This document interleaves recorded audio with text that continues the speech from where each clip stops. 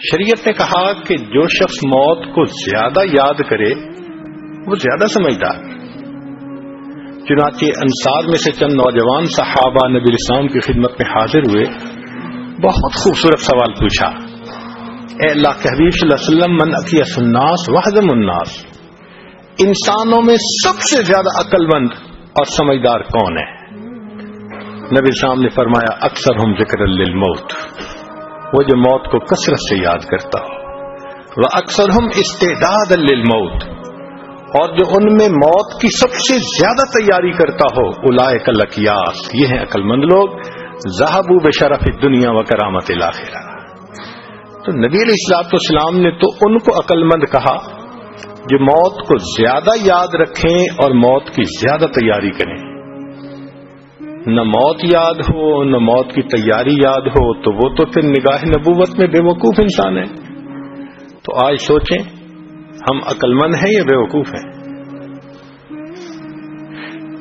نبی رسالت السلام نے بے وقوف کس کو کہا؟ حدیث مبارکہ میں ہے الدنیا دار من لا دار لہ ومال من لا مال لہ ولہا یجمع من لا عقل لہ. لسان نبوت سے نکلے ہوئے الفاظ ہیں کہ جو دنیا کو جمع کرنے میں لگا ہوا ہے اس شخص کے اندر عقل کی ربطی نہیں ہے.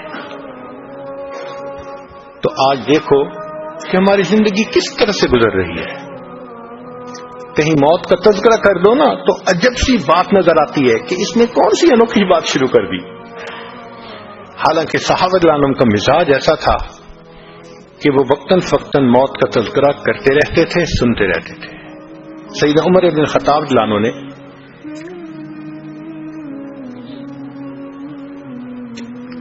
ایک شخص کے ذمہ لگایا تھا آپ میرے ساتھ ساتھ رہنا اور موقع کی مناسبت سے موت کا تذکرہ چھیڑتے رہنا.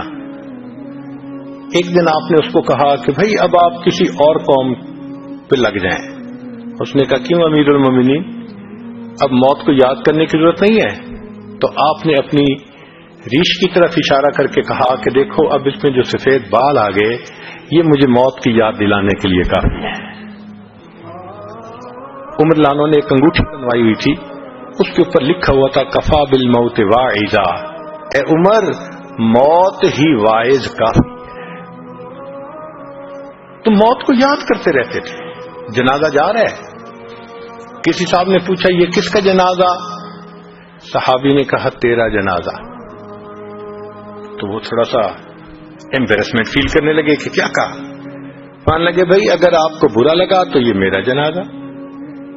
پھر بات سمجھائی کہ اے بھائی جو فوت ہو چکا اس کی تو موت آ چکی، اب یہ تیری باری ہے یا میری باری ہے. ہمیں اپنے بارے میں سوچنا چاہیے. تو اس سے پتہ چلتا ہے کہ نبی علیہ الصلوۃ والسلام نے مزاج ہی ایسا بنا دیا تھا ان کا کہ موت ان کو ہر وقت یاد رہتی تھی. جب موت یاد رہے گی نہ انسان دھوکہ دے گا، نہ کسی کی عزت پہ حملہ کرے گا، نہ انسان کسی کا حق مارے گا.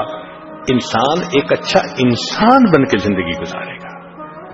اور جب موت یاد نہیں ہوگی تو پھر انسان کوئی بھی گناہ آسانی سے کر لے گا.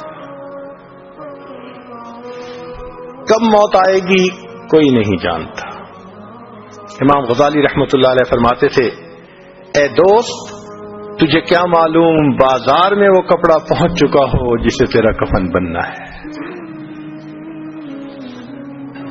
اے دوست تجھے کیا معلوم بازار میں وہ کپڑا پہنچ چکا ہو جسے تیرا کفن بننا ہے. انسان شادی بیاہ میں مشغول ہوتا ہے اور اس کو نہیں پتا ہوتا کہ قبر تم میں کفن کا کپڑا پہنچ چکا ہوتا ہے. اللہ اکبر.